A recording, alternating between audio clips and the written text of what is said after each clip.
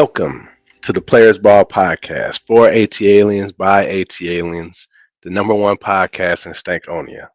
I'm your host, Alex the Great, with a close friend, a brother, my co-host, MB. MB, what's happening, man? How you doing? I'm doing well, man. Can't complain. Absolutely, absolutely. So we're back for another episode. We're moving this to the front. If you like what you're hearing, if you like what we're talking about, or if you don't like what we're talking about, go ahead and subscribe. If you don't like, drop us a comment and tell us what you would like or what you don't like. Let's keep the abuse to a minimum, but let's keep it constructive. We appreciate you being a listener, a watcher. Stick with us. It's only gonna get better. Amen Now, to what are that, we brother. doing today, man? What are we doing today? I think we got a couple topics that we want to run through. Right. So we're introducing a new segment. I'm tempted to steal another fellow podcaster's blurb there, but I won't. Right. That's their thing. I gotta think of my own. But we're gonna get into the news that you can use. Right. We're gonna talk some Hawks, Braves, Falcons, and towards the end, we'll tease it, man. We got some big news about Taylor Swift. Okay, so stick around to the end to hear that news. But let's jump right in, man. News that you can use. Yeah, man. So Let us there's talk, a MB. there's a lot of news coming out involving the city of Atlanta and just sports in general. Um, Started with the sports gambling bill Mm, that passed its first round of votes. Interesting about this particular bill is they're kind of piggybacking off of the Georgia lottery.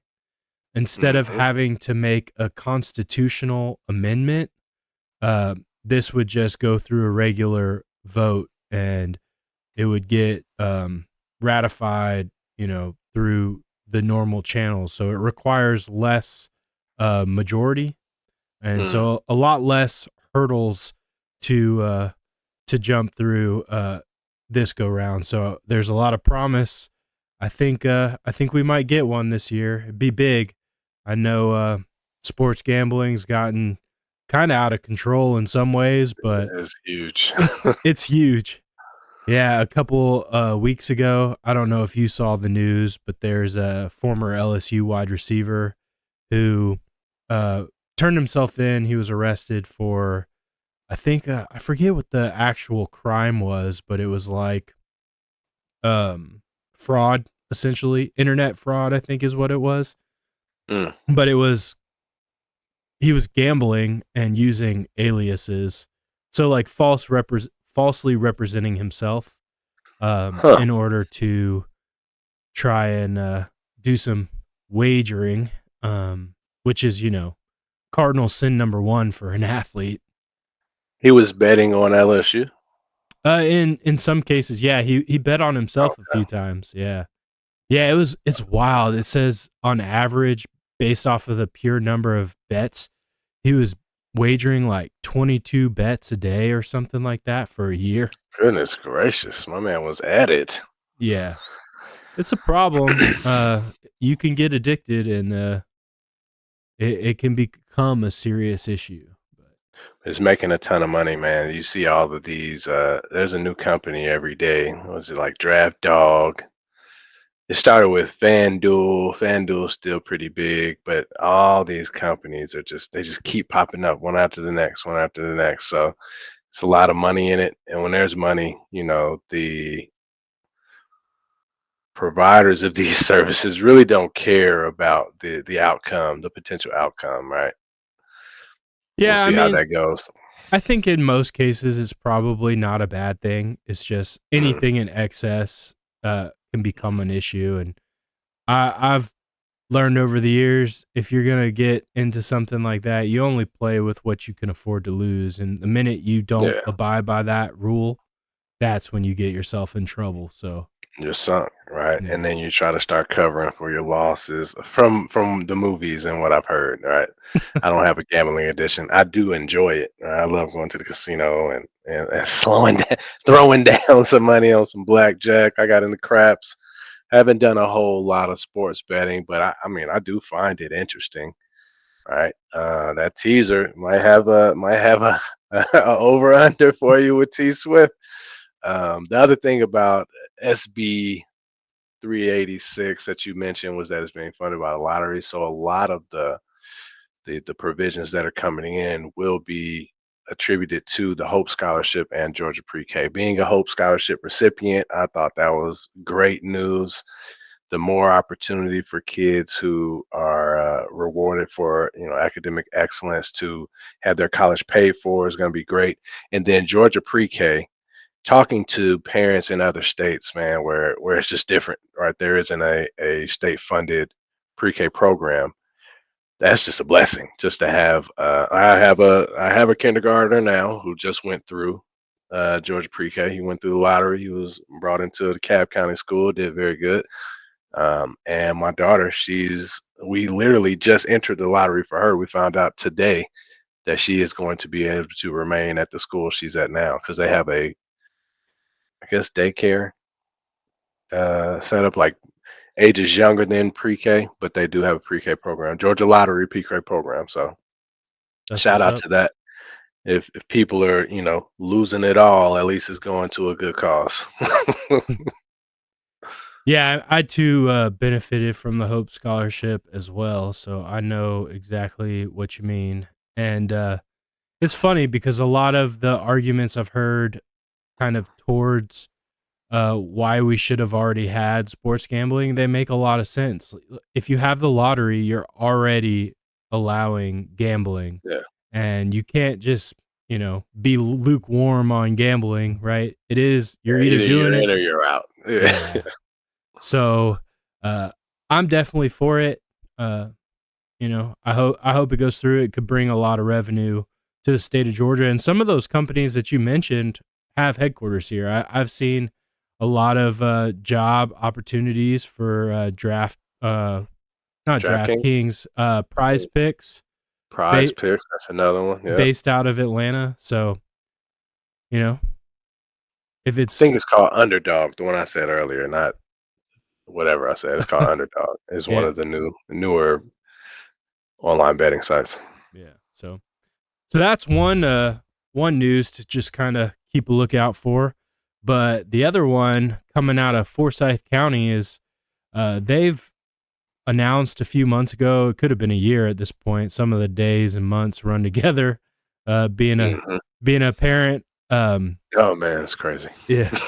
But they announced that they were going to build a mixed use development that was going to include an arena. I can't remember the exact seating capacity, but it's fairly small, like in the 20 to 30,000 range, I think, max. Mm, And so today, they kind of announced that, and there's been speculation on if part of the motive for building this mixed use development and the stadium aspect of it was to lure another NHL team to the state.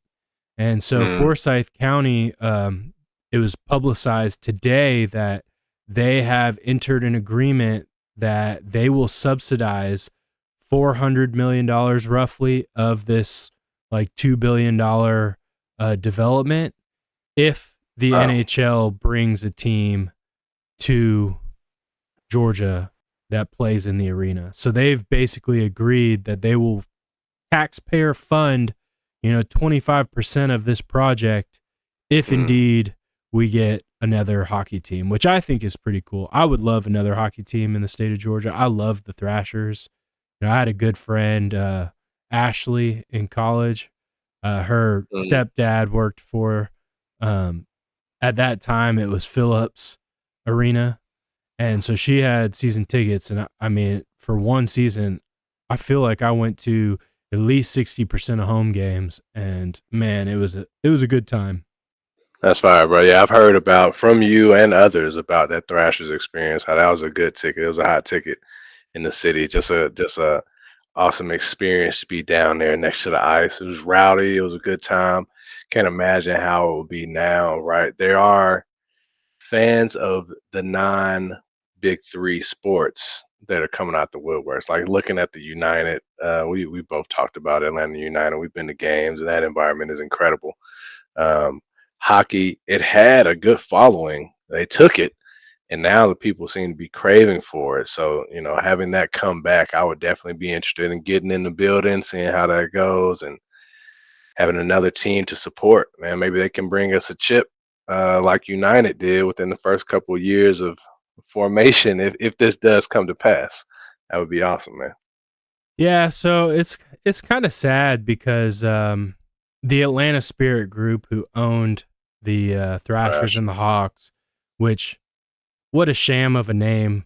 They had no spirit for Atlanta Atlanta. Spirit. Yeah, they did Give me a not. break. But anyways, the word on the street was that they really just wanted the Hawks, but they were a package deal, so they ended up with the Hawks and the Thrashers, and so they didn't really care. And shipping that team out of Georgia, that was a good thing in their eyes. So it wasn't that the team didn't have the fan support, because it did. It finished, even in its final season, in the top half of the league in attendance. Mm. They never won a playoff game, which definitely hurts. Part of the course, though. Yeah, it definitely hurts though from a fan's perspective, but in general they had support. So that kind of stigma that people think, oh, you can't get the support in the South for hockey, it's just complete and utter BS. Yeah, We had a terrible ownership group, and that was the demise of the Thrashers, and they're since gone. Tony Ressler owns the Hawks. There's some debate on whether or not he's a good owner, but either way, we're not dealing with the same circumstances that we were then. And I think the way that the league is structured now, with the way they do their expansion drafts, it's more advantageous to put together a winning team off the jump.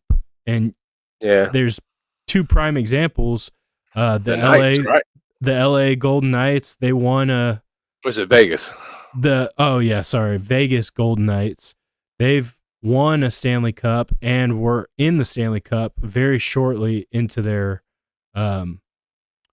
franchise Inception. history. And then Yeah, the Kraken did the huge exact same following. thing. Yeah, But they did the same thing. They burst into the league and were instantly competitive, and I believe they won the Stanley Cup last year, if I'm not mistaken. I'm not sure about last year. I do know that the Knights have been, a big dog. Like since they came in the league, they've been doing very well. And then the team in Tampa Bay Lightning, I think it is. I Yeah, but think they've been really competitive just as that team's in Florida, right? So that right. excuse that the South doesn't like hockey, they had a huge following. Winning does that, but I think that's a big part of why United was so successful as well. It's just if you can get a win early, you can get a lifelong fan. No one wants to sign up forever for a losing team. All right, so Yeah, you have multiple teams in Florida. The Nashville Predators as well are highly Predators. successful. I've You heard got that's a hot ticket too. Right, and throwing the catfish on the ice. That looks like a bomb time. I think a lot of the Titans, maybe just Lyman, but a lot of the Tennessee Titans players were going to those games. I would see some wild clips of those boys just chugging beers and tossing fish. I'm yeah. sure the hockey game was great as well, but the environment and the party that was a Nashville Predators game seemed like it would be an enjoyable experience for your boy. Yeah, so hopefully we get another team, and we'll just be on the Fingers crossed. lookout, and we'll update Where are everyone the as Thrashers now? Are they still the Thrashers? I haven't heard anything no, about the Thrashers team. They changed the name. they moved to Winnipeg and became the Jets. Winnipeg Jets. I'm familiar with the Winnipeg Jets. And they have been no more successful in Winnipeg than they were in Atlanta. So, Yeah, well, but speaking of parties, they announced tonight as well that UGA will now be serving beer at home games. So yeah, it's this gonna be is, nuts. yeah, it was pretty big news, I think, a few years ago when the NCAA decided to allow conferences and schools to govern that aspect. Hmm. And being in the South, a little bit more conservative, Bible and Belt.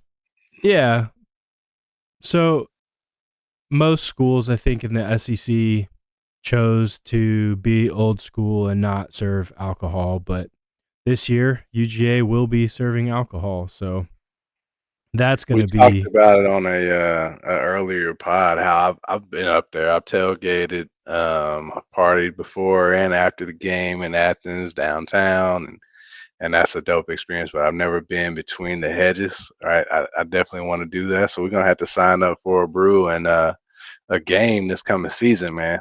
I definitely do that. I'm on board for that. We do a pod up there at a tailgate somewhere.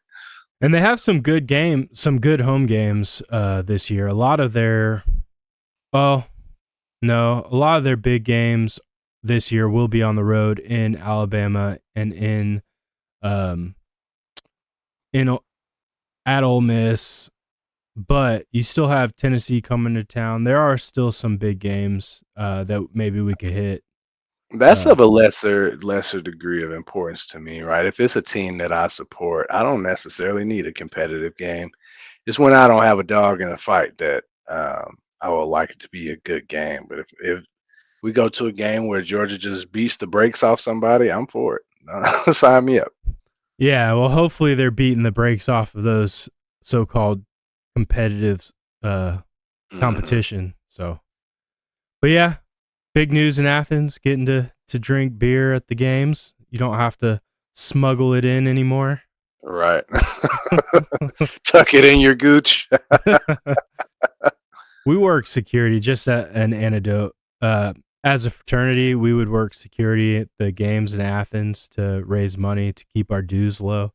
And there Mm, were a couple games where I was stationed by like an elevator near the student section, but the elevator goes up to like the press boxes and the suites and stuff. And I mm. saw police escort one guy out, absolutely smashed. Hammered. He escorted him out, and then like 25 minutes later, he had to escort him back out because he had smuggled himself back in. That dude is a legend, man. Yeah, so some wild things go on in those student sections. Oh yeah, Uh, yeah, I'm sure. but another big kind of nugget that came out, or at least news to me, is that Saturday they will be announcing all the host sites for the World Cup games. So Yeah, Atlanta yeah, that's knows huge. Atlanta has known that we were going to get some World Cup games in this upcoming cycle, but we don't know which matches we'll get, and so that will be made clear. It will be announced on Saturday at 3 p.m. on Telemundo. So So this is the decision whether or not we get like group play, group stage play versus semifinals versus the finals. That I mean, either way, I think we should try to get in the building. Not even on a try to monopolize or monetize anything. Just that's a once in a lifetime experience. I don't think that the World Cup will be back here anytime soon. So while it's here, we definitely want to jump on that show. I remember when the Super Bowl's been here more than once, but that last time was the first time it's been here since I was an adult. Um, I went to everything, man. I was all over the events. They shut down all the Centennial Olympic Park. They had concerts out there. They had free events, right? Kick a field goal, field a punt. Um, they had the Verizon dance cam. All the big name companies were there sponsoring something or other. But it was a lot of fanfare, and it was a good time. I literally went. There was a night where no one could go down there with me, so I just went by myself. Took a bunch of pictures, solo dolo. I threw some passes. It was awesome, man. I ran the 40. I wasn't super fast, but it was dope. The whole experience was cool. So I imagine the World Cup's going to bring even more fanfare, right? It's oh going to be international. and have a lot going on. I love when the city has things going on like that. Yeah, I mean that's a bucket list item in my opinion. Like you said, the opportunity is not likely to come up again Hmm. for us to go local, like traveling to the World Cup, maybe, Sure. but Yeah. to be able to see it locally, we may never get that chance again. So I'm with you. Hmm. You got to make a way to get over to some of the games or a game or the fanfare. Definitely the fanfare. Uh, Definitely the fanfare, but a game would be crazy. I used to Have you go been as to an international soccer game, like even domestically? no. And what I was going to say is I used to go to the SEC Championship Fan Fest every Mm. year. It was similar stuff as you were talking about. And then when the national championship was here and Georgia was playing Alabama, I went to all those, events and got to meet Herschel Walker and get his autograph and all that stuff. Yeah, And man. like that stuff was on a small scale to what, the Super Bowl and the World Cup brings in. So I can only imagine. And usually there's some pretty good concert series and stuff that come along with it. Yeah, Like when the yeah. Final Four was in town, there was some big concerts that I have friends that got to go. I don't remember why, but I just wasn't able to make it down there. But yeah, I Mm. can't wait. Yeah, we went to the Atlanta Live concert. It's one of the only times I've seen Luda live. We came out there doing area codes, and it was cool, man. It's one of my favorite rappers. Yeah, we got to see Luda at the World Championship. Oh yeah, the Braves. Yeah, Yeah, the Braves World Series celebration parade, whatever you want to call it. Yeah, that was man, pretty tight. that's a heck of a segue right there, man. Let's jump into that. So Braves Fan Fest was this past weekend. It was rainy. It was messy. I wanted to get down there. I didn't get down there. But I watched a couple of the interviews that came out. There was one in particular, Big Dog, 1A Ace, or one. I call him 1A. There are others who debate me, but the ace of our team, one of our aces, Spencer Strider, came out and said that essentially this World Series are blessed with the amount of talent that they have up and down the roster, the pitchers that they have in the pen. There's no excuse not to win the World Series. They're built for that. Where do you land with that? I mean, I think he's spot on. I think the way the season ended last year is almost unforgivable. Mm, 104 wins, leaps and yeah, man. bounds, like not even close statistically to your next closest rival, right? Like Hmm. first in every offensive category there is, and you just fell flat. MVP, right? And you just fell flat. And I will say the pitching staff and the pitching production throughout the year was a concern. Any Oh yeah, any fan that kept up with it saw that that was a struggle. We were winning games 10-8. you know, right. We were like, winning with the bats, and then one of the biggest points of that was, one of our better pitchers all season was Charlie Morton, and he got hurt not too long before the playoffs started. he's also like 45 years old. Yeah, man, he's a fine wine. That's Yeah. he's aging well. He's gonna be third starter this year, right? I mean, who knows where Chris Sale falls? If he can stay healthy, maybe he pushes Charlie to fourth. But Yeah, I it's, think I mean, I'm with it. We should win the World Series, and the way that I 100% agree, the way we went down, especially to the damn Phillies, man, who came in with 83, 84 wins.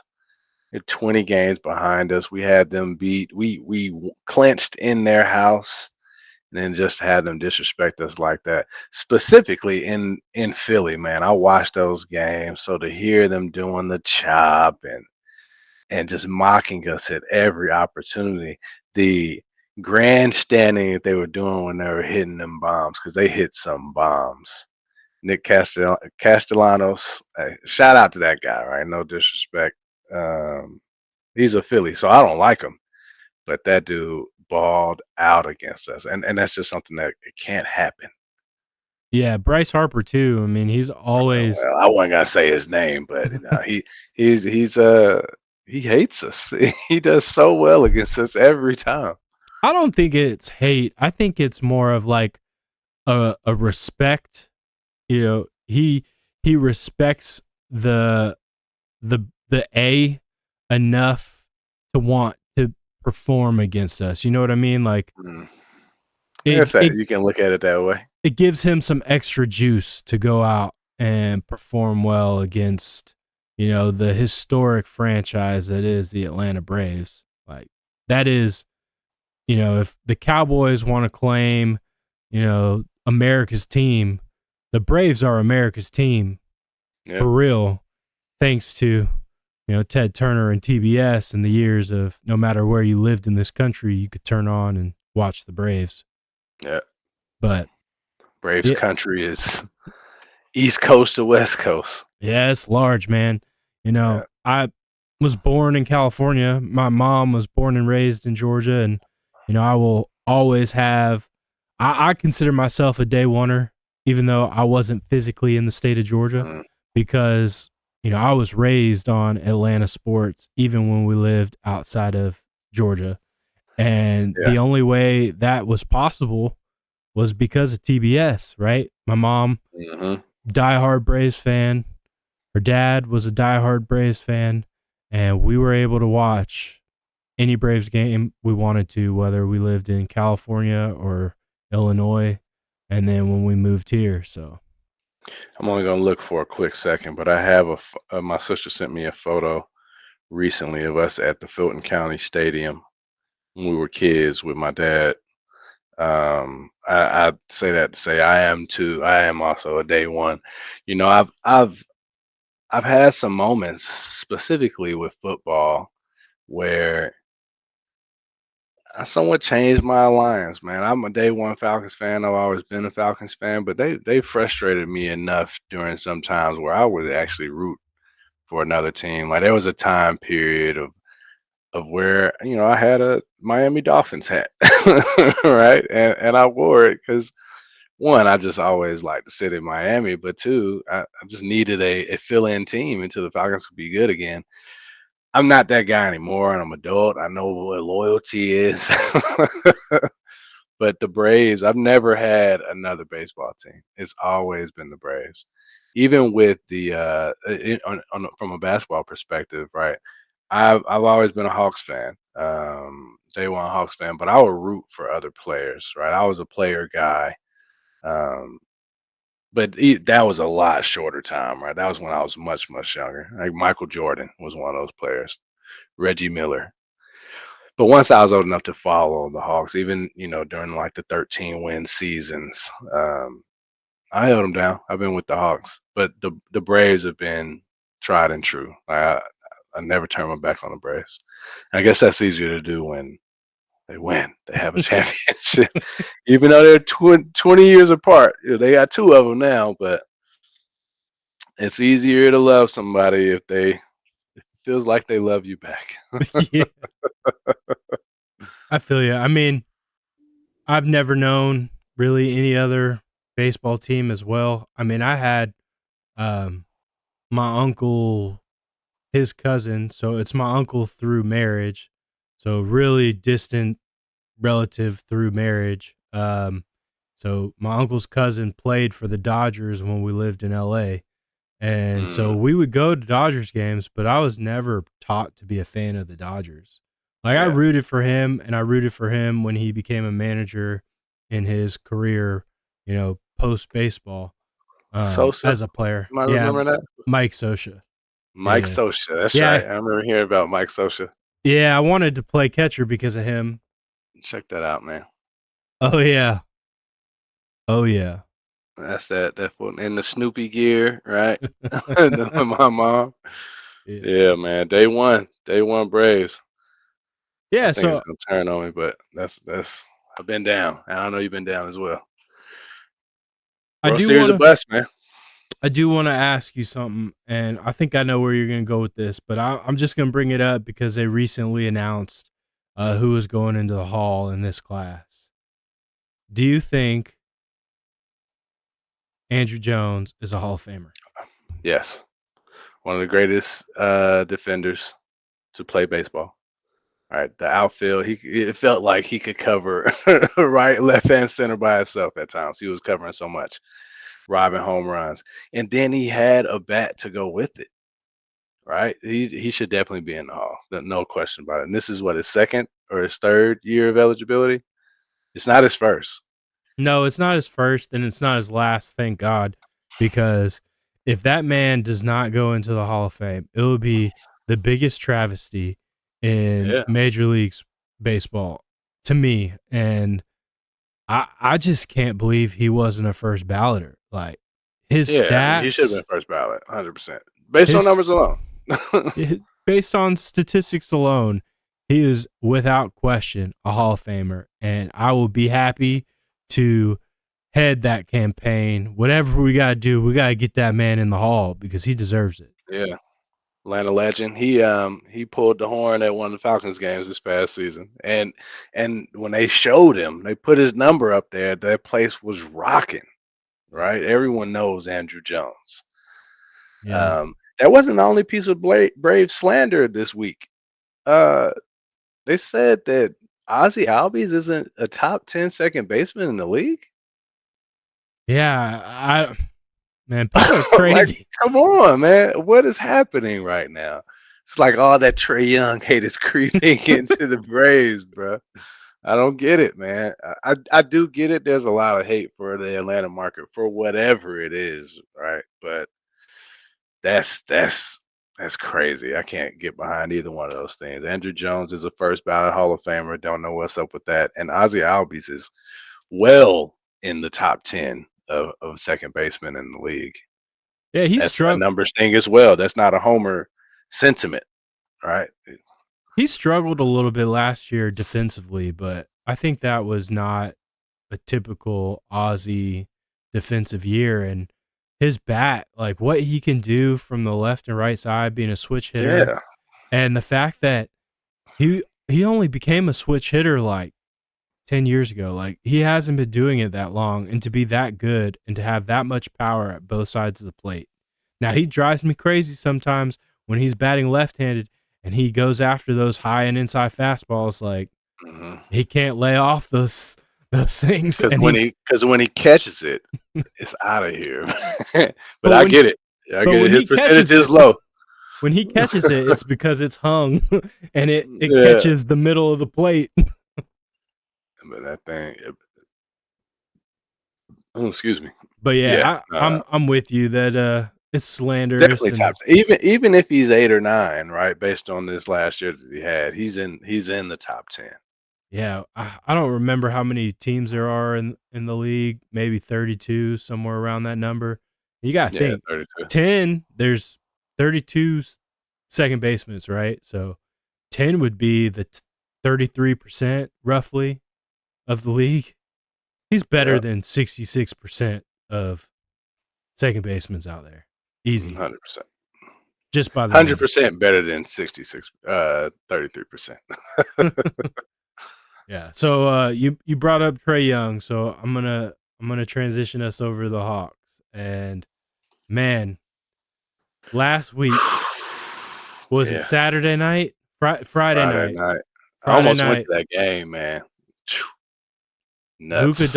Luka drops 73, Mhm. ties. I think he's in like the top 6 all time leading Yeah. or top single game performances, scoring Mhm. performances. I think he's only behind Wilt, but Wilt had several. Like, he had the 100, but he had a number of 70s. Yeah. Oh, well, you also He have Kobe in his 81 and or Kobe. Yeah, I think so. Is Wilt, Kobe, Luka? Because I think Devin Booker only has 70. There's been multiple 70-point games this season. I don't know what that's about. But we're talking about the Hawks, man. That Luka, it's crazy that he did that. He did it on 75% shooting from the field, bro. Which is just Talk about unstoppable. Um, and Trey and Luka will forever be tied to one another because the draft night trade. I don't. Luka is the better player. Like that, there's no doubt about it. I'm not going to say that Trey is on that same level. I do think that Trey is an all-star. I would say a superstar, but Luka is like in the consideration of one of the best to play right now. Right, he's one of the best in the league every year. He's always in the MVP conversation. And when you do things like that, drop 73 on 75% shooting, why wouldn't you be? That man is a magician. He did it without Kyrie, right? Kyrie's been out. Um, yeah, not a great look for the Hawks, but they're already known this season as one of the worst defensive units in the league. Um, if it was going to happen to anybody, it was going to happen to us or Detroit because it's not a whole lot of teams that are worse than us on defense. I mean, record specifically, we're not that great in the East, but a hell of a performance, man. It was nuts. Yeah, you mentioned that there were multiple 70-point games this season. There were Hmm. multiple 70-point games last week, Yeah, last which week. is absolutely bananas. I think the other one was Joel Embiid. Yeah, I think it might have Uh, been the same night or the day before. I think it was like the day before. That same night, Devin Booker dropped like 63 or something crazy like that. So it's not a ton of defense being played, but you don't want to be you want to be second place in a two-man race. All right, just Yeah. because all defense is going out the window, we can't be the worst at it. That being the Hogs, got And to I get better at that. and I think it stings a little bit more if you're a Hawks fan because it was Luka, right? You Mm, mentioned Luka and Trey will forever be linked because, we drafted Luka. Let's just say it. We right. drafted Luka, and for whatever reason the organization thought the guy they really wanted was Trey, and or, you know, the Mavericks really wanted Luka, and so they convinced the Hawks. I don't know how it went down, but either way, we end up with Trey Young. They get Luka, even though Yeah. we drafted Luka, I and mean, we so got Trey plus a pick, right? So we even they evaluated Luca as being the better player, right, right? but that As did we if we took that, but but who'd we get for that pick? Was that Cam Reddish. yeah, Cam? Now we traded Cam away for a first round pick, so you know Did we that also get Sadiq Bey in that trade, or no, was that was a different trade? yeah, that was a different trade there. Yeah, But either way, so far it looks like the Mavericks have been the winners, so to speak, of I that was gonna trade. say you can say that based on their individual contributions, right, or statistics. But they haven't been to. They've been to. Luca's been to a Western Conference final. Trey's been to an Eastern Conference final. That's as far as either one of them have gone. As far as individual accolades, right? Luca doesn't have an MVP. Trey doesn't have an MVP. I don't know that I think Dallas is very good. They're not bad. They're better than the Hawks, right? But that's just not saying a whole lot right now. Luka is the better player. He has that. But once you take that individuality out of it, it is a team sport. That the accolades are not that far apart. If you look at their averages, career averages, Luka is winning in a number of categories, but Trey has some wins as well. So it looks closer when you look at it like that. And maybe that's what I do to rationalize rationalize that trade. Or I think when we were winning, I wouldn't even be mad. Uh, Winning cures all, right? Winning cures all. Yeah. But no, I think you're right. Like I agree with you that the numbers say that it's close to an even trade. And honestly, I think if the Hawks could have flipped that pick into another productive team member, like I give them the Hmm. edge in that trade, right? Because Luca and Trey are so close. And Yeah, then it, you've it was it was a, it was a top 5 pick that next year, right? So we got DeAndre Hunter, and then with 4, and then we got Cam Reddish at 10, I think it was. And Cam came out. He was highly touted. He was supposed to be, from an NBA player. I think there was a survey of NBA players of the incoming rookie class. A lot of players were saying they thought that Cam Reddish was the most NBA ready player, and he was playing with R.J. Barrett and Zion Williamson.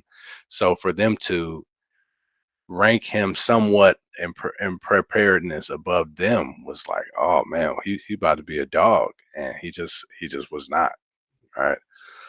Yeah, I think he suffers from the same symptoms that DeAndre Hunter suffers from, and that's just lack of consistency, right? Like Mm, when he would yeah. show up, man, he would ball, Right. but you couldn't count on him night in, night out, and you can't count on Dre night in and night out. And if you read through any of the fans' comments on like Bleacher Report or other sites, like Hawks fans by and large want DeAndre Hunter gone. I They wrote want him some. out of here. Get I him wrote out of some of those here. comments. Get him out of here. Yeah, nah, I want him gone. I wish the young man success wherever he lands, but I don't think that at this point in time, I don't think that he fits what we need him to do anymore. And for that reason, he's got to go. We want to build a winning team. He is no longer in the winning formula. We needed him to be a 3 and D. Um, when he was healthy, he's had a series of injuries through his young career, but when he was healthy, he was guarding the best player on the court every night, right? He was guarding KD, guarding Steph. I don't know if he was guarding LeBron, but he was guarding the best offensive player on the opposing team. He had those injuries. He's no longer able to fit that mold. And that's what we need, right? Clearly, being one of the worst defensive units in the league, given he's been injured. But yeah, it's time for him to go. Yeah, so that brings up kind of the next thing I want to discuss is, the trade deadline. We've talked a little bit about it. Well, Quinn Snyder came out this week in support of DeJounte and wanting to keep DeJounte. I kind of want to get your thoughts on that because I do know from a personnel standpoint, I do think DeJounte makes the team better as it is constructed today, right? Like Mhm. today minus DeJounte, you have a worse team. Yeah, yeah, However, can Trey and DeJounte coexist cohesively? It doesn't seem that way because they haven't done it yet. But I don't know. Maybe year 3, um, maybe third year time's a charm. year 2 under Quinn Snyder, right? Because they are in a completely different system this year Hmm. than they were for at least half of the season last year. So Yeah, I know it. It takes a little while to get your system implemented and everybody on the same page and meshing and able to perform efficiently within that system. So what do you think? Do you hold on to DeJounte? yes and no. So the yes side of that, if I'm not, I know we're not going to recoup what we gave up for him, right? All those first round picks. That's not that we're just not going to get that value at this point. Even though he's shown that he is that same player. He's a dog. Dejounte is a beast, right? I'm a big fan of his game. Um, so no, I don't want to trade him for pennies on the dollar, right? And it doesn't even have to be just this big blockbuster trade, but I do want some value in return. More than anything, a player who can help us become a better team. I don't know who that is, right? So that said, I'll be willing to continue to ride it out with him because I agree with you. We're better with him than without him. One of the things that I have wanted was for Trey to be more of a mover without the ball, stay active when he doesn't have the rock in his hand. The Hawks are best when the rock is in his hand, and I don't think at least he hasn't shown it this year, and definitely not last year. But I don't think he's a good enough shooter to to move like a Steph Curry does, right? Steph is a point guard, but a lot of the ball movement, actually goes through Draymond Green because Steph is just always on the run, just constantly going. And that's how he gets into his spots. That's how he gets open, is constantly moving. I don't know that I think DeJounte is capable of facilitating that for Trae Young, but he is a ball dominant player as well, in the sense of a lot of his creation is for himself. Trae creates for others. DeJounte can create for others, but I think he's doing best when he's creating for himself. So I don't think that those two mesh. So I you think it was a don't good experiment. Go for it. so you don't think you could run that system, opposite of what you were just saying, where Trey becomes more off ball. Instead, Dejounte becomes more off ball capable, and the offense still runs and facilitates through Trey. No, even if they were to switch those roles, I think that DeJounte, at least from deep, he's a worse shooter than Trey. Right? Maybe the numbers don't say that, but he's a better mid range shooter. He doesn't take nearly as many threes. And you need somebody, if they're going to be off the ball, you need a shooter that's going to just be knocking it down. Neither one of them are knockdown shooters, not at this point. Maybe they can become that, but as it stands, they're not. They don't have the equipment to for either one of them to be roaming around off the ball like that. Yeah. The other night, I happened to catch a College Park Skyhawks game broadcasted Oh live. yeah, They were that's up. playing. They were playing against the Clippers G League G team. League affiliate. They were, I think, based out of somewhere in Canada. But Mm. that Kobe Buffkin, man, I was pretty impressed with his game and his shooting ability and his range, man. He was lighting them up. Absolutely That's lighting one them up. thing I don't get about Quinn specifically is his rotations, man. Like, if we're not having a ton of success with the two or three rotations that he runs, why not give these other guys an opportunity to get in there and get their hands dirty a little bit, see what you have, right? You're not necessarily giving up on the season. Um, there was another Sharif Cooper. We drafted Sharif Cooper, I think the same draft as Jalen Johnson. And I thought Sharif was going to be a contributor on this team. And my man hit the G League and where did he go? Haven't seen him since. Um, I hope it's not the same for Kobe Buffkin. He actually played yesterday.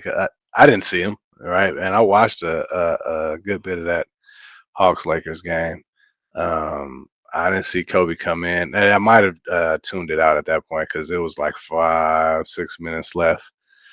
Braun sat down, and I was like, "All right, I'm gonna leave it on, but I'm kind of done watching. Let me go ahead and get this laundry folded." But he scored. I saw he scored his first points. They gave him the game ball after the game. I saw a video of that. So um, I don't know. We'll see.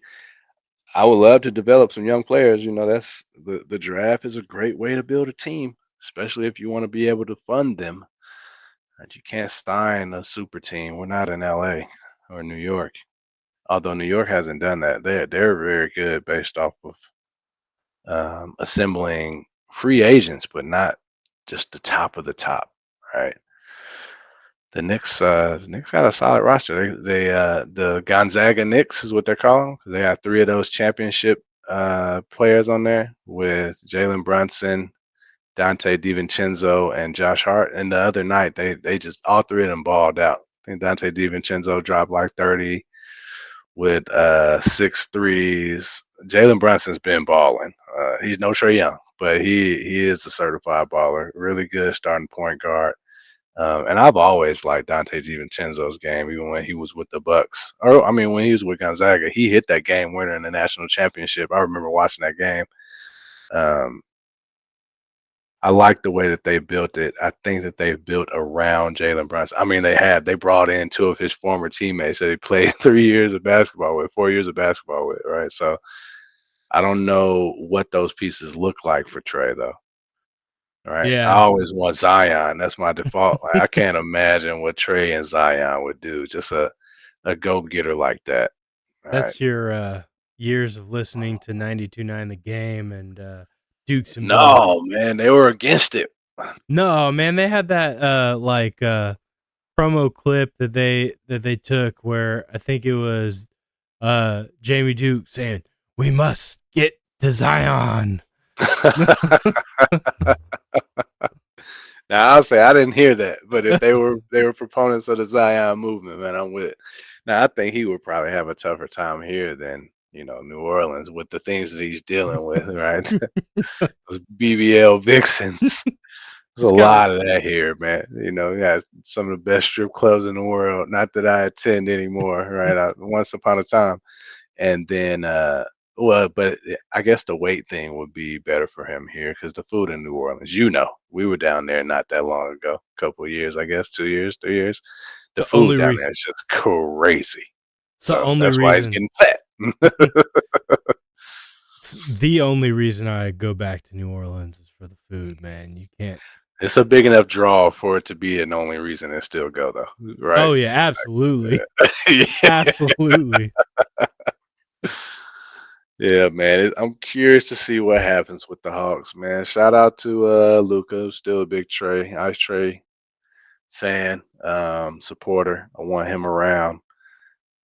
I don't know what the pieces that need to be built around him for this team to succeed. I don't think that we have them now. I think Jalen Johnson is a piece that we keep. We mentioned that in a previous pod, but him, Zion, Embiid would be sick.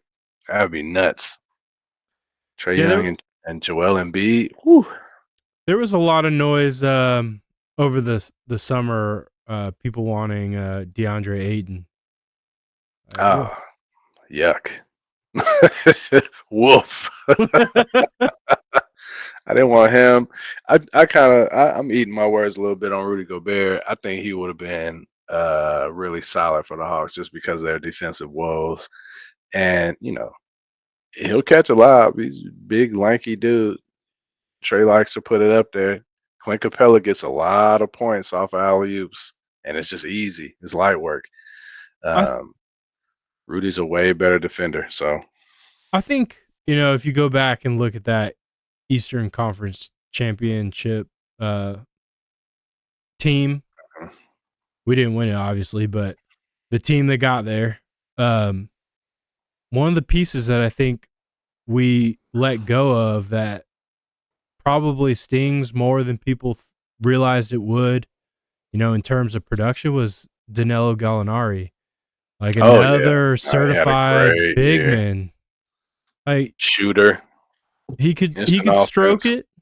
all over the court. He can get down low with you. He'll knock a three, Like, several threes. Clint, I mean, don't get me wrong, I like Clint Capella, but he just doesn't do it. Like he reminds me of the days of Al Horford where, Al was a solid piece, but he wasn't like a true center. You Hmm. didn't have a true big man that could just, dominate the floor defensively, rebounding, and, offensive production. Yeah, I think he covers those first two, but that offensive production, that's not him. A large proportion of his points are coming through Trey Young. Um, And I don't know, man. most of these teams that I think are highly competitive, it's more than one guy that more than one big man they're getting production from, right? Like they've got their go-to starting five center, but they typically have another big man off the bench that can at least Yeah, be serviceable. And we don't. We have Onyeka, which to me, he's more of a power forward, small forward kind of yeah, athletic. super long, but yeah, I agree. I don't think he's a five.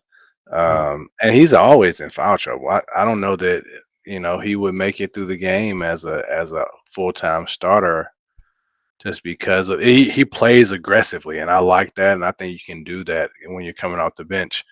But as a starter, I don't know that he works. We talked about this when we were in Denver last year. Just the league is transitioning back to the big and the small combination, right? That like the Shaq and Kobe, um, Iverson and Dikembe, but now it's Jamal Murray and Joker. It's Tyrese Maxey more than James Harden, but Tyrese Maxey and Embiid. We need a big for Trae Young. Just trying to figure out what pieces, right? We need a big for Trae Young that can be that defensive stopper, but is a load on offense. Yeah. We don't have that. I don't know where that's gonna come from. It ain't DeAndre Ayton. Uh, um, We also maybe there's a big dog coming in the draft, but we also need that 3-and-D like you were talking about yeah, earlier. That yeah. so.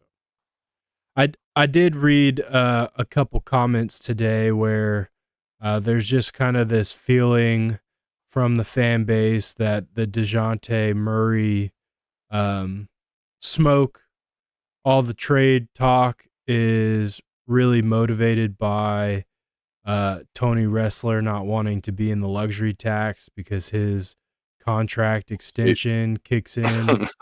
And it's big, right? Like he signed that big 3-year extension. So Mhm. I think there could be a lot of truth in the fact that they could want to ship DeJounte because of the money more Yeah, so than the productivity.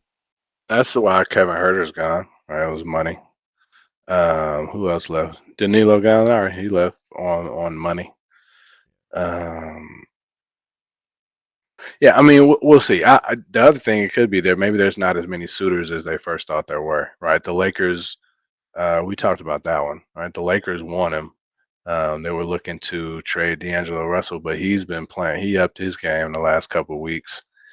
Maybe they don't need to trade him anymore, and he doesn't fit any better next to Trey than Dejounte does. So that's not a good. It's not a great look for us. Um, and I didn't, as far as serious contenders, I didn't hear Sham or Woj drop any other names outside of like the Lakers for Dejounte. There was at least I saw it once. They were talking about the Spurs, but what do the Spurs have to offer us? Right? They're not gonna send us Webby, which would be crazy if we got Wemby. That would be perfect for Trae Young. That would Yeah. actually be perfect. All right, now he's replacing Zion. Give me Wemby. Give me Wembenyama. I wanted Wemby so bad, but I knew that there was Or no way. Chet. Chet is a dog too. Holmgren.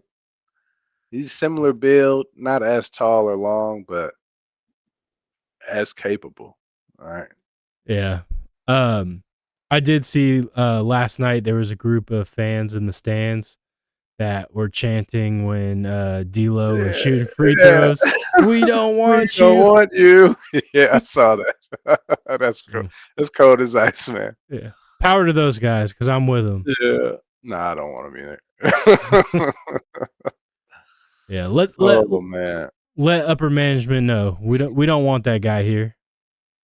I think that's why So we didn't have that's why we don't have Bill right now, man. The fans spoke and Arthur Blank heard.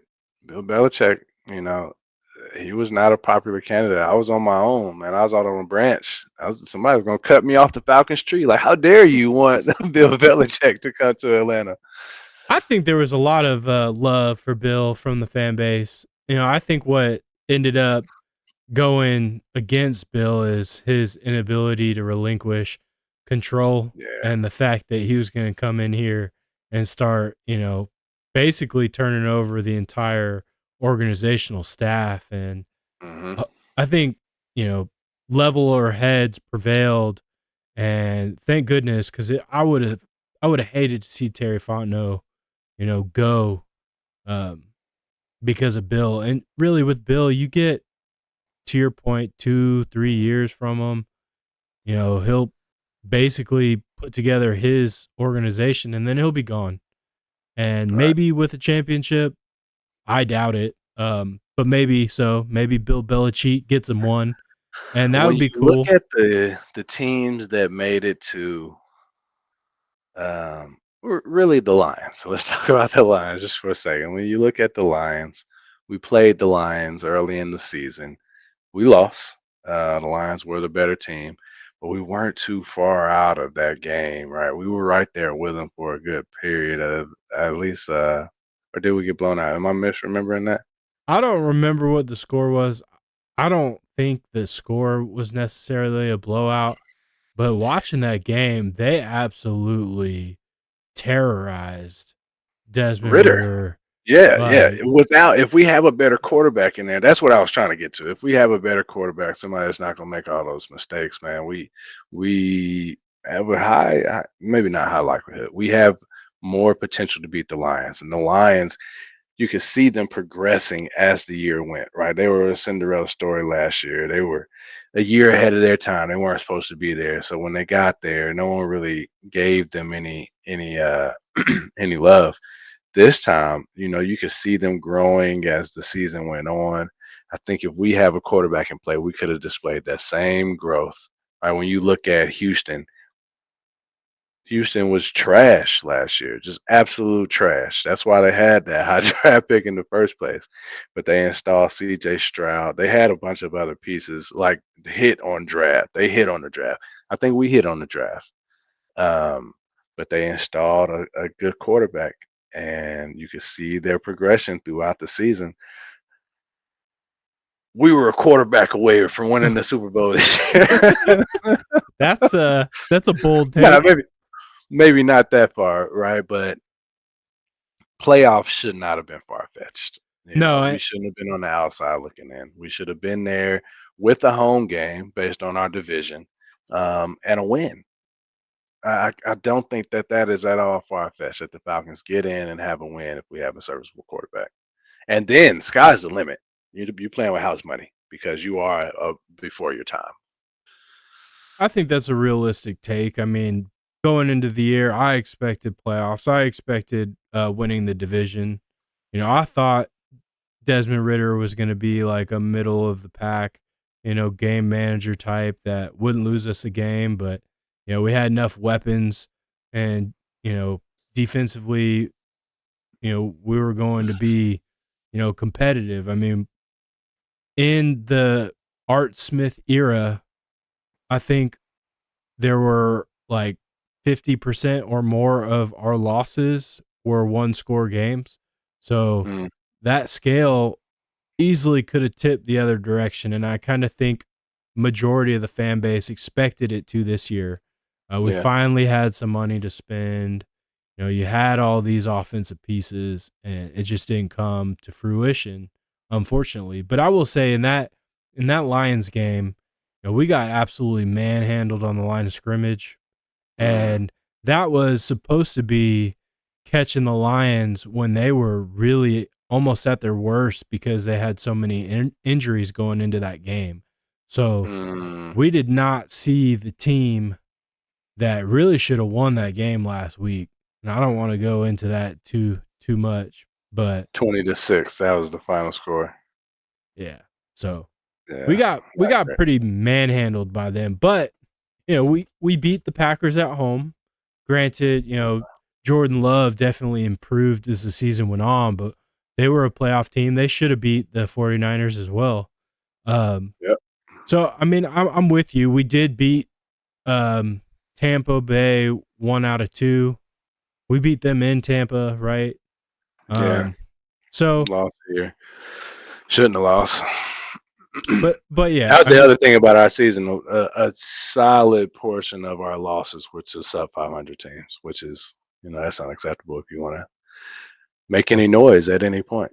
that's uh that's why we fired Arthur Smith, right? Which Hmm. news came out, it was either today or yesterday, that he has found a job. They say he's going to be fighting George Pickens before the preseason starts up there in Mm, Pittsburgh. George will whoop Arthur Smith's butt. I don't know, man. He got those FedEx hands. He's used to boxing.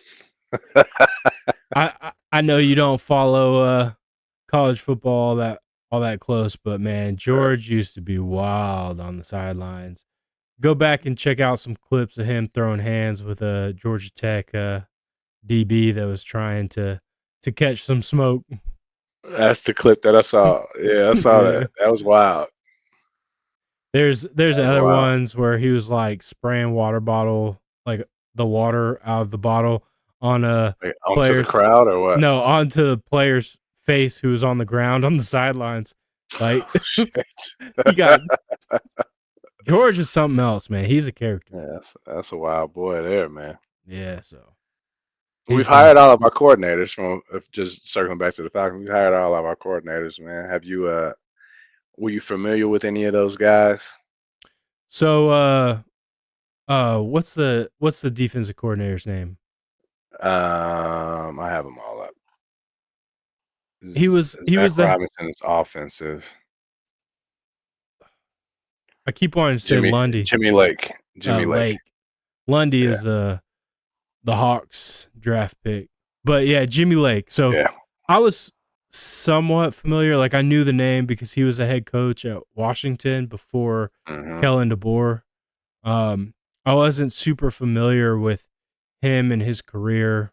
Zach Robinson wasn't really familiar with, but the more I found out about him, I think it's kind of neat. Like he was a Pro Football Focus analyst, and then worked his way essentially into coaching. But he was a quarterback. He was a quarterback. There was a Yeah. clip. You may have seen it. It was one of his highlights from college where a man laid down like a 50-yard scramble for a touchdown, and he just looked like a baller out there. It's one thing to coach from a position of knowing the X and O's. It's another thing to coach from playing the position. So if you don't have a veteran quarterback on the team to lead a young quarterback, to give them that instruction, that tutelage from a player perspective, I think he's the next best thing, right? He played. I think he got drafted. Um, I know he played for or he was on the roster in New England. yeah, He bounced around to a few different teams, but he checks two boxes for me that I think I didn't know were critical, but I think they're critical for the situation that we're currently in, and that's he worked at Pro Football Focus as an analyst, so he understands the analytics of the game, right? So he's going to be, on the new edge of offense. The other right. side is having coached quarterbacks, having played Mm, quarterbacks, we're getting ourselves in a situation where the quarterback position and that decision is going to be ultimately the most critical in our success this coming year. And so having someone who's coached quarterbacks and has played the position is going to help immensely, yeah, no matter what direction we go, whether it's with, Kirk Cousins or your boy, what's his name? Sierra. dangerous. Yeah, Russell Wilson. Yeah. If we go that direction, or if we draft somebody, or even if we, trade for a Justin Fields.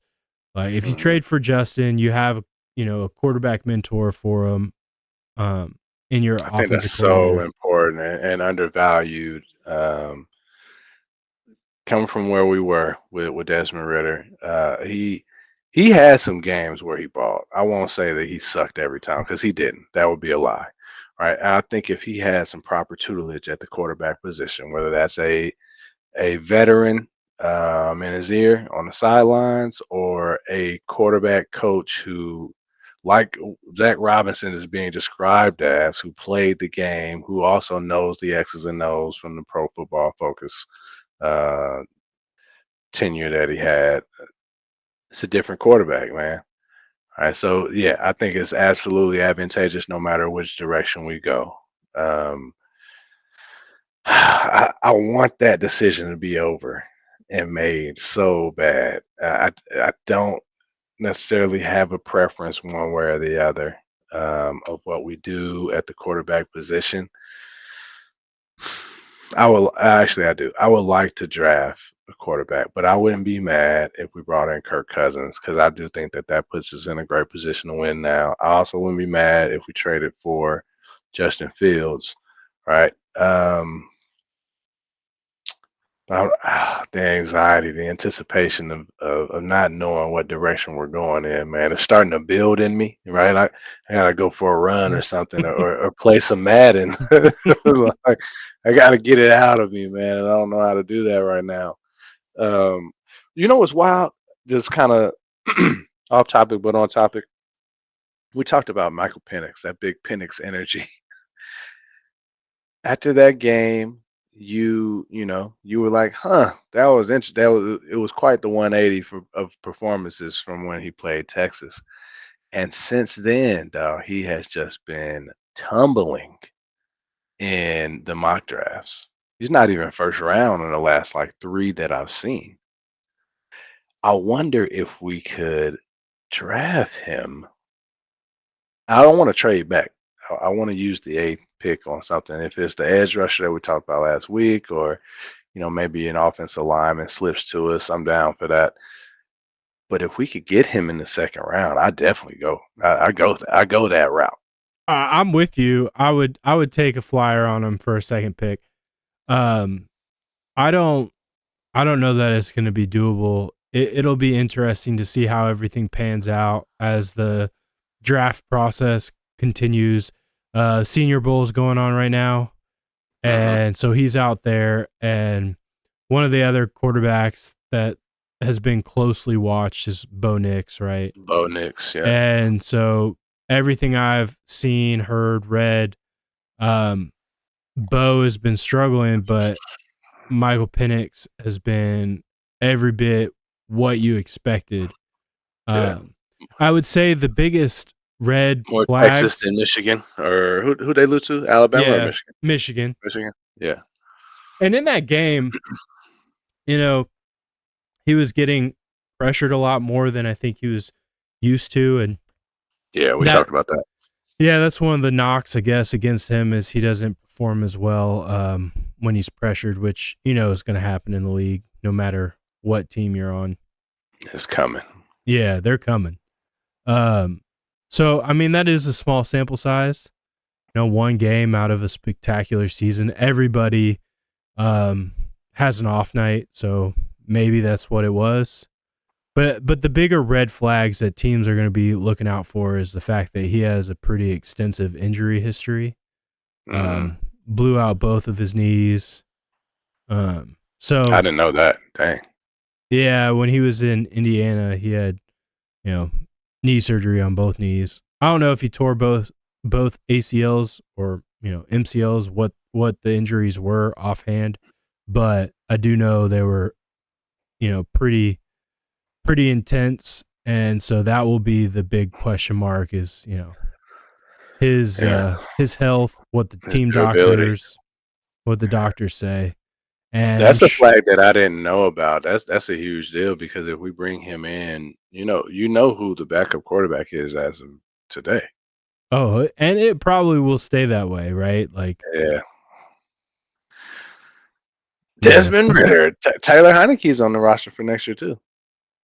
It would be wild, and I wouldn't put it that far out of the realm of possibility, but they could run it back with Taylor Heineke and Des Ritter. I don't think they'll do that. I think there's a very, very, very low percentage or probability, not percentage, probability that they do that. I think there is probably a low probability just because of the comments that Arthur Blank made in the press conference. However, like you said, both are under contract, and you have potentially an offensive coordinator coming in that may believe that he can get Des right. And you've seen spurts. I mean, you see spurts of brilliant play, and then all of a sudden it goes to crap. So I don't know. I don't want to see that happen. I would like to get a quarterback in here that is going to give us you know, at least B plus play from day one. You know, Yeah. Dez was a solid F last year, so yeah, we'll I'd even give him a D. I was thinking a D. Well, I was like, oh, does he need a D? Like You know, 12 fumbles, 12 picks, 12 touchdowns, a lot of poor decisions. I give him a D because F is the lowest grade. Marcus Mariota got an F. Desmond Ritter played better than Marcus Mariota, and he did have some showcase games, right? He added to his highlight reel with a couple of plays this year. But your point, one of the points that you made was Arthur Blank saying the quarterback play was abysmal or whatever word he used, right? You have that. Plus, another thing that you said, just using your own words against you, um, quarterback is the biggest decision ahead of us right now, right? And I don't think that decision is stick with this. That is the decision is whether we draft or the whether we bring in a free agent. Considering that, he's not. Oh my goodness, man! If that he started in week one, and it's not because of an injury to who we brought in. Oh gosh, I don't know what I do, man. I don't know what I do. sell your season tickets. I mean, that's on the. No, we actually talked about that. I'm gonna keep them. We'll probably end up upgrading them. We just love the experience. um, and it's been pretty good. We haven't sold tickets in a couple of years now. We'll usually like if one of us can't go, then the other will take a friend, or we'll give them to a couple. Like I offered to you. I think you were booked, right? Trying to get you and Sarah in the building. But it's just so it's locked in, paid for fun.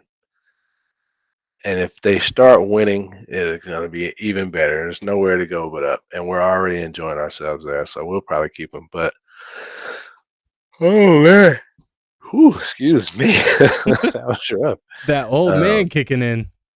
yeah, no, it is, it is. Nah, no, we'll probably keep the tickets, but no, I don't want to see Dez as the starter. I don't mind him being a backup. Yeah, they were pretty. They were pushing pretty hard this evening. I had a decent amount of time in the car. I had to Mm, take Tilly to an appointment, and so it was like a 40-minute drive to and from. So I had yikes. some decent coverage this evening in the car, and they were pushing hard on 92.9 on Dukes and Bell for Russ.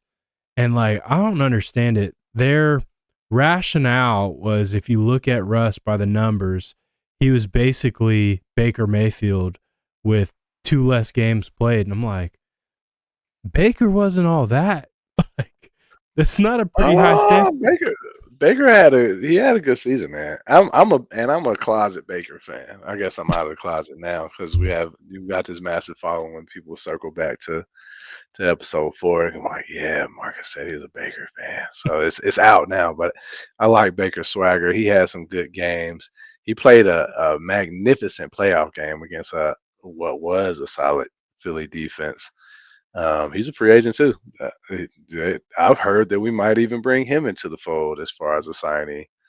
So Baker, don't get me wrong, Baker had a good year, right? And I'm with you. Like, he's got some moxie that some people hate, but He's got I moxie. Yeah. I appreciate.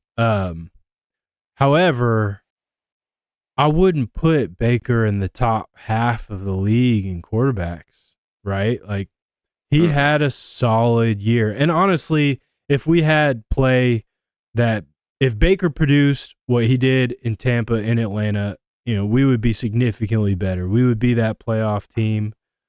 But Yeah, at least 100%. Baker has some age.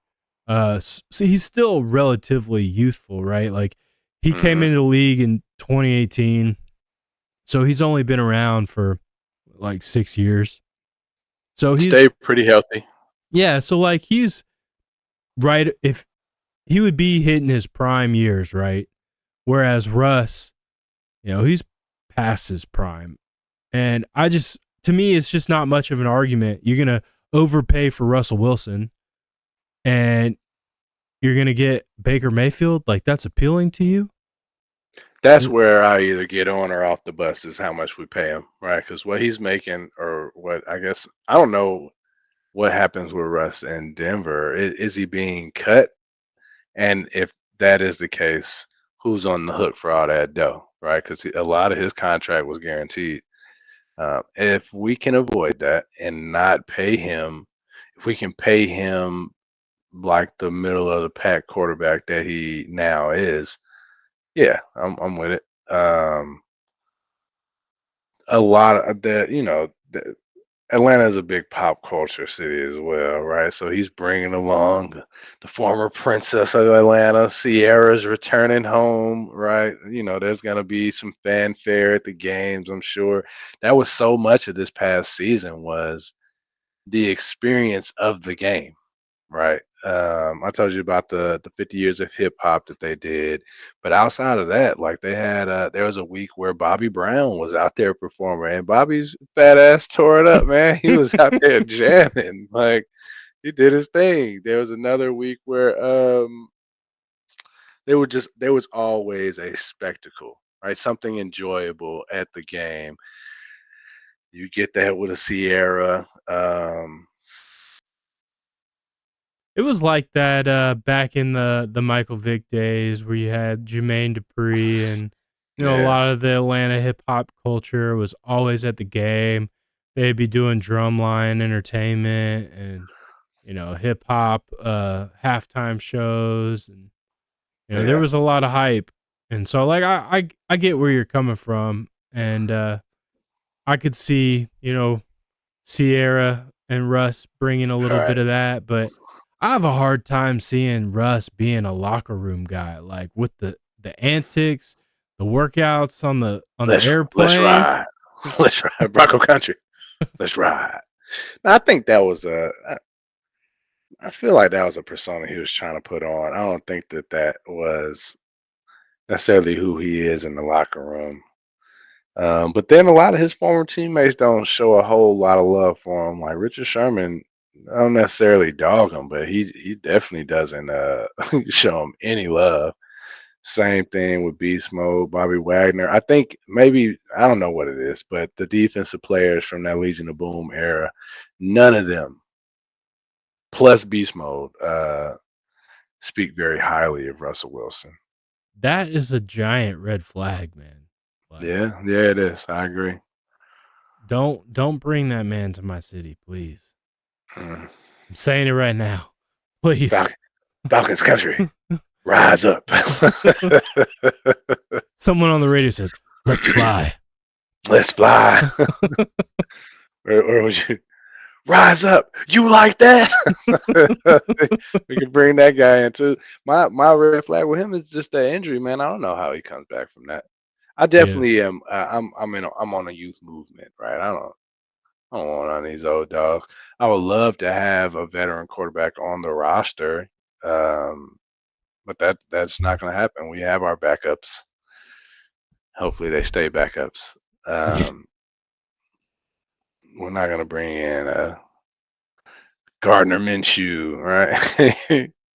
I guess Hey we man, kind of have that in Heineke. Heineke. Yeah, just I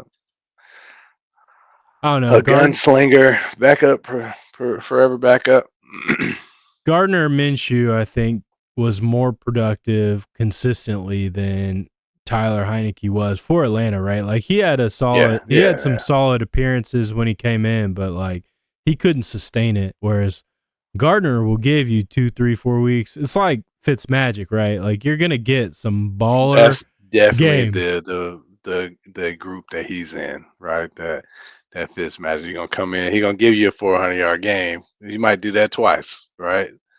So, yeah, no, I think that's a great comparison. Whereas Taylor Heineke is not in that group. No.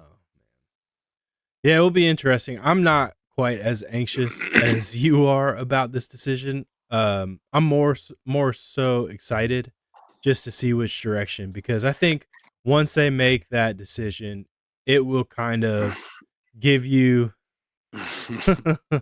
it'll give you the idea of where this franchise headed, and kind of Yeah. what at least hopefully a little bit of the long-term vision, but you'll at least get that short-term vision.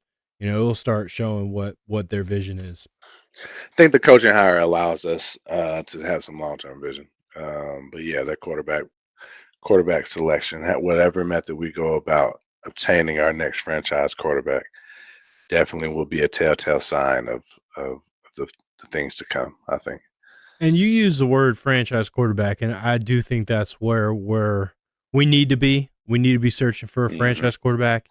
And I Right. don't think you can honestly believe that either Russell Wilson or Captain Kirk are franchise quarterbacks for the Falcons, right? Like, they're just Right. too far in their career for me Definitely Russ for sure. to give them that franchise seal, because in order to become, in my eyes, a franchise quarterback, you got to give me 7, 8, 10 years of service. And I don't see that. Definitely not Russ, and I don't see it with Captain Kirk. Yeah. No, you're But, probably right there. if you think you're a quarterback away from winning the Super Bowl, I do think Captain Kirk gets you a lot closer to it today than you were, yesterday. Yeah, man. I'm all about the chips. Plug him in. Yeah. And then the other pieces that, I hear a lot of people kind of clamoring for, and I agree with for the most part, you got to get, a bona fide pass rusher, and you need a number 2 corner. And you get those 3 positions, and this team is for real, man. I do Yeah. believe that. Yep. Whether you draft him or you buy or you pay for him, we got that bread, man. We'll see what they do. I'm actually very optimistic about free agency and the draft. Right, it's just that primary position, that quarterback, where I'm like, please get this right. Whatever it is, just get it right and tell me why you did it. All right, what was your reason behind Yeah. that? Only time will tell, man. So football season's wrapping up, and Hmm. the Super Bowl's in 2 weeks. Who Week and a who you half, really. picking? Yeah, really, at this point, a week and a half. So we teased at the beginning. What's the over and under on Taylor performing with Usher during halftime? No, it's under. Negative. It's not gonna. It's not gonna happen. And there's been so much news about whether she'll be able to make the game because she's on tour. She's on the international leg of her tour right now, so she'll be in Japan. Um, she'll have time to get there, but then she'll have to leave the game and the next day fly to Australia. I think she said that she's going to be here. They were talking about it on the radio this morning about the increase in viewership just from the total of 5 seconds of airtime throughout the season that they've given her. Maybe it's a little more than that. Maybe it's 30 seconds. It's like up 9%, right? And that's huge for a market that's already as big as the NFL. Do you Uh, really do you buy that that uptick is solely yes, contributed to Swifties? yeah. Vast majority of the uptick, I would say, is Swifties or people who now have a reason to at least read an article or pay more attention that did not before. She is a draw, man. She is a superstar. Um, Do there's you not a lot of people that are on her level. do you Not a have lot it? who are even close. I don't think there's ever. I mean, you can throw the Beatles and you can throw Michael Jackson in the Hmm. superstars that were global phenomenons that maybe are in the level of Taylor Swift, but in my opinion, it is still not even close. Like, she is the biggest musical star, superstar that there has ever been, Mm. globally. Like, it just it goes so far Like it's almost unfathomable. Do you have any Swifties in the family or close friends? I do not. You? I've got two that I live with. I know. I know. Yeah, I'm talking about going to a concert, right? Oh, well, so we tried to get some tickets. I particularly am not like I can respect the level of artistry. I Hmm. I don't care for her music personally. Okay. But my wife and daughter love her music. And they actually went and saw the The live movie. movie. And then Yeah. I woke up Saturday morning to them watching it. They rented it for $20. Like, What? yeah. Sheesh, man. I'm not gonna say it, but there are other ways to get that movie, man. You had to rent that thing. I That's mean, wild. I was That's not wild. I was not expecting the price tag on a rental to be And had $20. seen it in theaters already. Yeah, but I guess Oh there man, that's were financially irresponsible. I got love for Sarah and Tilly, man. I won't bash their decision, but that's $20 rental. Wow, that's so there was additional content in the release that they didn't you show in theaters. So, like I do understand watching it, but $20 for a get to keep rental, it. yeah, no. The additional content, do you get? Is that like emailed out? No, it's Is just it they an NFT for yeah, $20, man? they gouging. Yeah, But that's yeah, nuts. yeah, Swifties go hard. Nah, It, it's it's something else. they're a ravaging. Maybe not that word.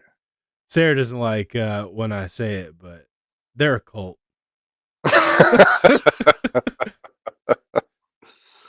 Oh man, I, Yeah. But you know that tour made her a billionaire. I believe it. It's I didn't know that, absolutely but I wild. believe it.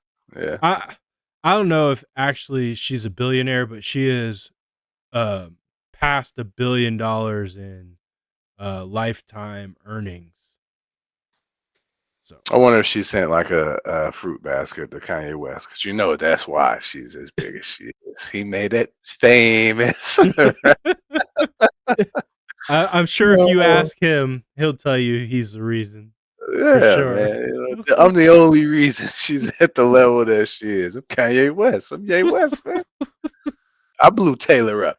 Yeah. Um. Yeah, man. Super Bowl prediction.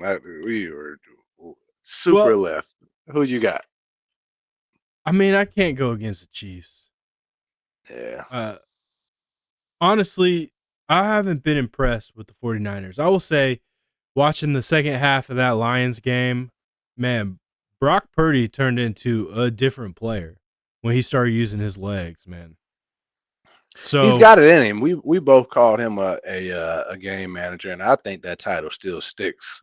Even Desmond Ritter has some dimes thrown. Now he's way better than Desmond Ritter, but I just don't think it's the consistency. I don't know that he's going to do that in the Super Bowl.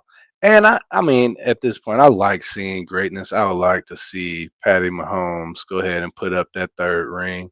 If it ain't the Falcons that he's playing, I'll pull for him. I like him, like his personality. Just winner. Winners are few and far in between at this point. yeah, not to go backwards in the conversation, but we were talking about the Falcons' decision for quarterback and potentially drafting one, and they were talking on the radio about the idea that the Falcons may not be in a position to get one of the top, 3, 4 quarterbacks, because right now there's this feeling that you could have a quarterback drafted 1, 2, and 3 this year. But Hmm. that being said, looking at the Super Bowl, like neither Patrick Mahomes or Brock Purdy. I mean, we all know Brock Purdy's story. Mr. Last person. Irrelevant. Yeah, Yeah. but Patrick Mahomes was not that highly drafted. I think he was first round, maybe second, but he wasn't, top 10. And if you go back and look at a lot of the recent Super Bowls, there are very few quarterbacks that were drafted in the top 10 picks that have played for Super Bowls. And I just thought that was kind of interesting. I mean, It's very interesting.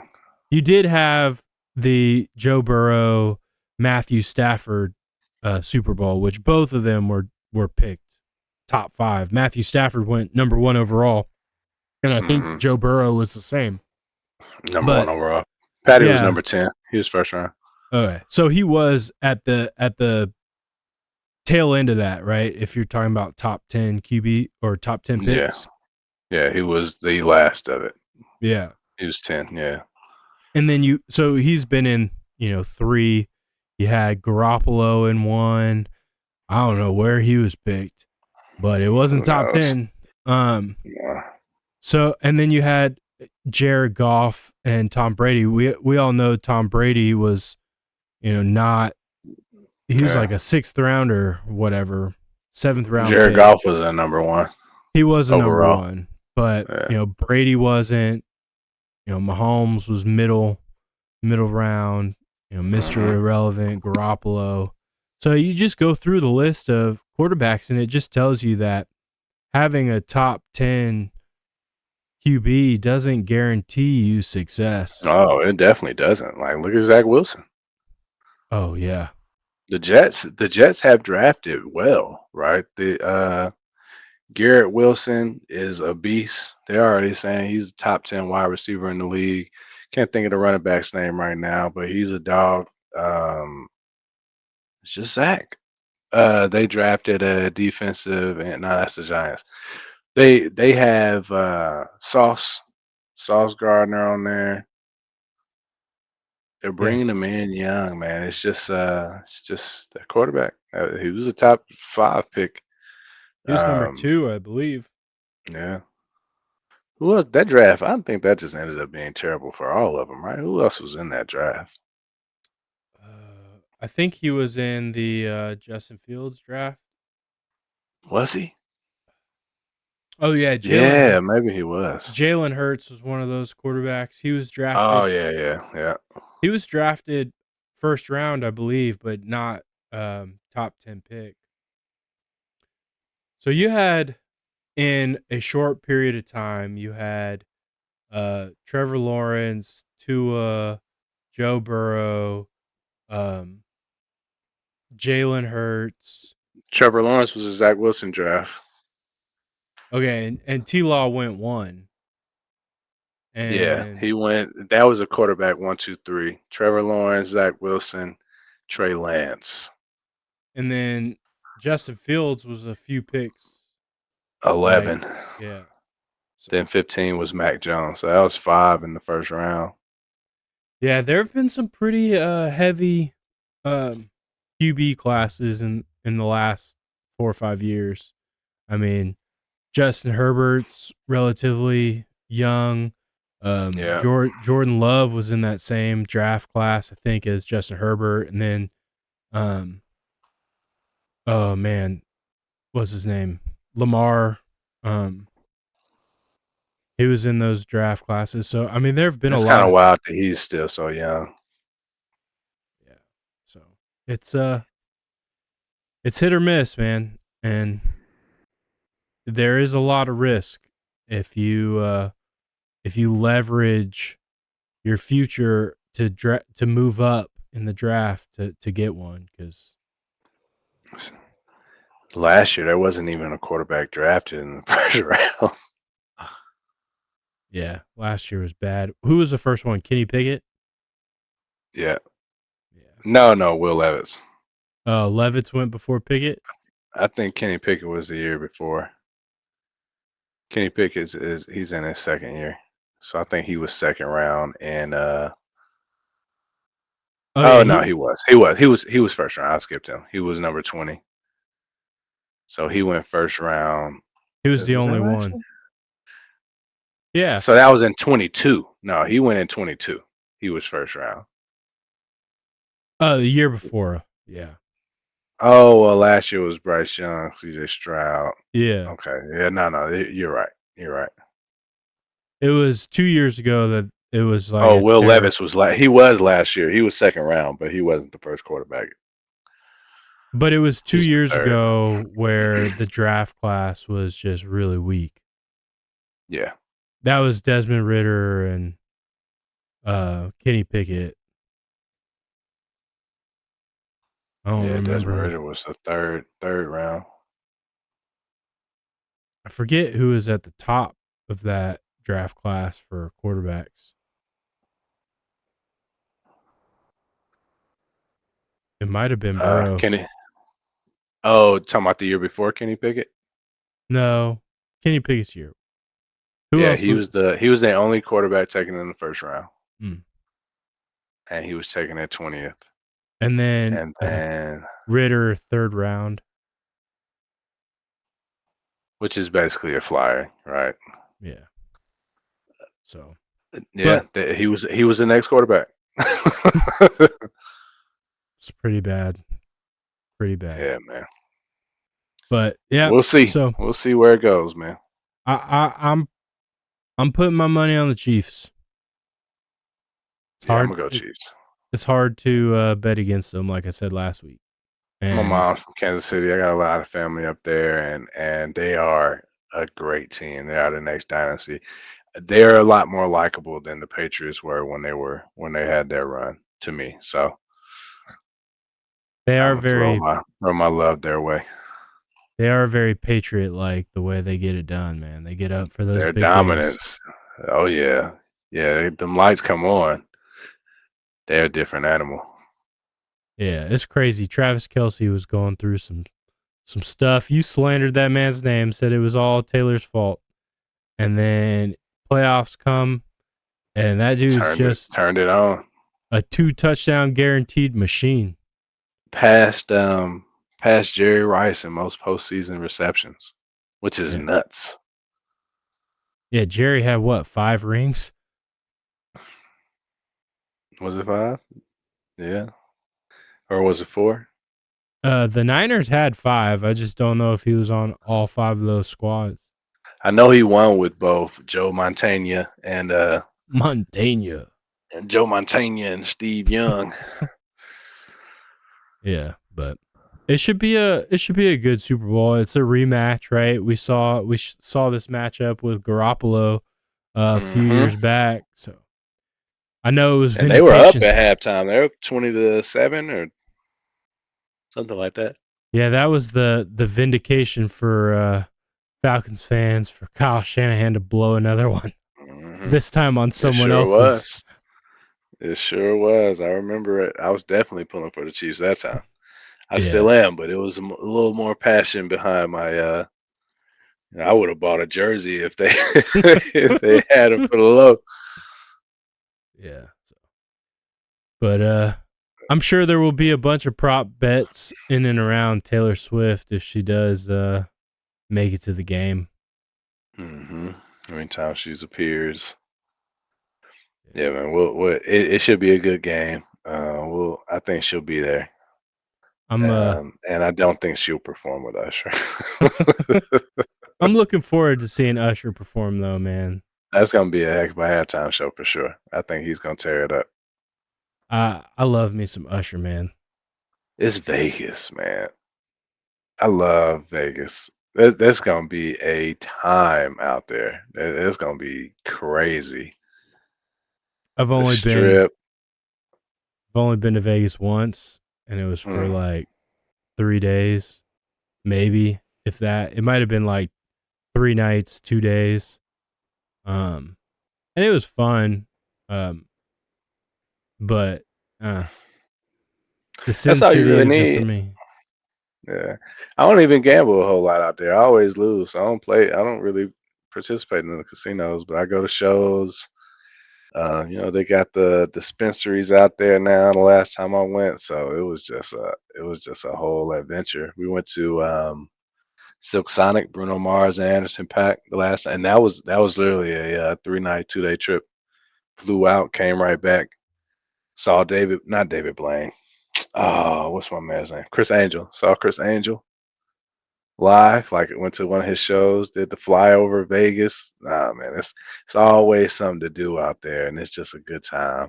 Great food. We went to a steakhouse. You're gonna spend some money, but if you don't gamble, you can definitely cut that ticket in half of what you would spend, Yeah, I unless mean you win. But no one goes to Vegas and wins. we didn't gamble at all while we were there. We went for a show. We also Hmm. uh went snowboarding while we were there. Oddly enough, it was Yeah, about an hour drive from the strip to where we went, but it was a lot of got some fun. shredding in. Huh? I know you Yeah, shred, man. I don't shred. I fall. and everyone falls their first time, and even their second and third and fourth time. I mean, even Shaun White falls, but you get a little better He's at it. almost replaced, man. Who's the Asian American young lady? She's fired. She just won like her seventh in a row, half pipe in a row. Can't think of her name. I can't think of her name either, but I know I watched her during the Olympics. Yeah.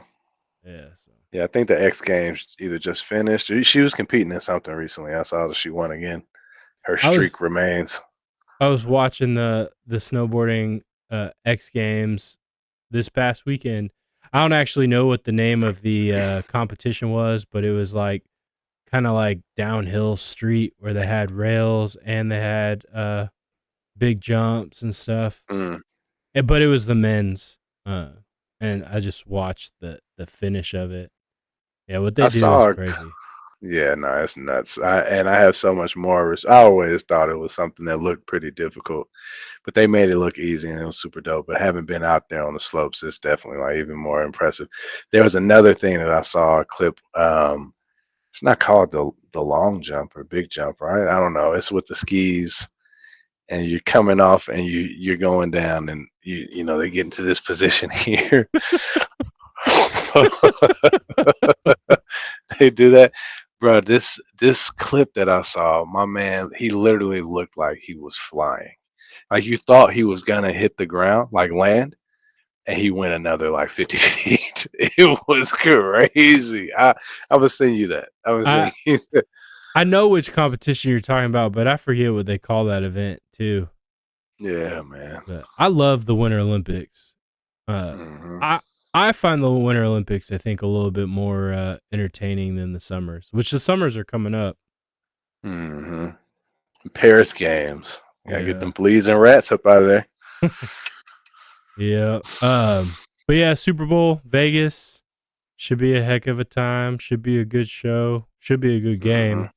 Uh, the prices for tickets are absolutely outrageous. I don't know if you've seen any of it, I haven't looked. I haven't but looked at the. You talking about for the game? yeah, I think the last I saw the cheapest ticket was like 8,900. Sheesh. Yeah. So, Mm, that's too needless to much. say, I will not be going. Man, you sell some of your crypto, man. Get some of that Luna. Sell some of that Luna. You got 30 million Luna. Sell 10 million, man. You could get your Super Bowl ticket. Oh man, but yeah, man. I think we go ahead and call it. As I said at the beginning, please like, subscribe, let us know what you like. Comment.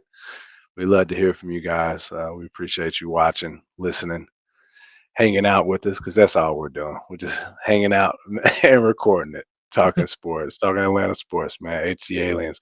We are from here, though. Tell that point one time of our competitors, man. I wouldn't even call them competitors, but you know, being in Atlanta, listening to local talk sports radio nonstop. Most of those guys, they like the city, they like the teams. Some of them have been here for 10, 20 years, but they're not day oneers, right? Like they're not Right. from Atlanta. They may you know claim to be one of us, but at the end of the day, they're not. They've only known the what it's like to be an Atlanta sports fan since they've been in the city and since they've been paid to do what they do, right? They are Um, paid. and so, I will any day of the week challenge their affiliation and their I'm just affinity saying. for my teams, man. Pull their Atlanta card. Let me see your Atlanta card. I can't do And that. But from the and sports teams, you can. You better be confident. Stand on business. ATA for ATA aliens by ATA aliens. yeah, that's real. That's real right there. For AT aliens by AT aliens, right?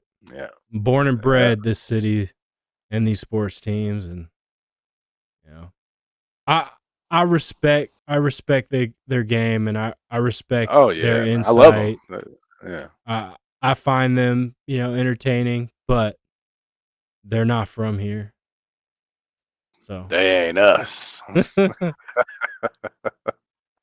yeah, like Yeah. Steak Shapiro, like I love him. I thought he was a good addition to the morning, and he Mm. does his Atlanta Eats stuff, and like he's an Atlanta in. I'll give him that, Oh but yeah. he grew up in the Northeast, right? Like Boston. he's not from the city of Atlanta. Hmm. He's not a day oneer. Yeah. We got So that, 3 that's who we're decades. talking to, man. Yeah. 3.5 coming up. Yeah, man. Don't remind me. Well, yours closer than mine, brother. So I guess I should. I don't want you to forget. It's not that Hey, far off. I only got like 2 weeks on you, bro. It is what it is, man. You'll hit uh that 3.5 before I do. They say it's supposed to be a wonderful time. Like that 35th year is you're near your peak, and not near your peak, but you're doing better than you've previously done financially. You're out of the the throes of blowing money on things that you're not gonna remember blowing it on. You got some kids that you love and you support, right? That's what they say. What makes 35 magical. We'll see if they're right. I'll leave you with this. My daughter said to me tonight that I was old, so I started questioning her about, what ages are old. And Oh, she went on to tell me that 35 is old for me. Not for my wife, but for me. Just me. slander. What'd she Yeah. say about Trey Young, man? She on the Trey Young team? Nah. Look, Yeah, she was coming at me hard though. I like to tell her that's why she's going to boarding school when she gets older. I got fired tonight, man. What? Charlotte fired me. Oh. No, not for my job. No, I'm still gainfully employed. I don't know what Grayson was doing, but I was like, you know what, man, you fired. It's just me and Charlotte now. Charlotte was like, no, Daddy, if you fire Grayson, you're fired. I said, whoa, wait a minute. We're supposed to be best friends. We off on the good foot. She was like, no, man, you can't fire my brother. Don't talk to my brother that way. He be Hey, dogging her out. I'm like, he don't even treat you good. Don't don't pick him over me. at You calling least me fat? They're abusive. at least they'll stick together, and I that's mean, that's let good. her tell it, not if he does. That's what it Yeah. was. I was like, man, do you know what a jerk is? It's someone who's mean without reason. You can be quite a jerk to Charlotte. And she's like, Daddy, you're fired. I say, whoa, I'm defending your honor. Slow down, little Yeah. muffin. Kids are a trip, man. Yeah, they are. Well, all right, man. Well, you have a good night. Peace out. Thanks for Peace to our another success. yeah. Thanks for another good week of just conversating. Hmm. I won't correct it. Oh well, the people know it's conversing. It's conversing. But see you on the flip, brother. All right, man. All right.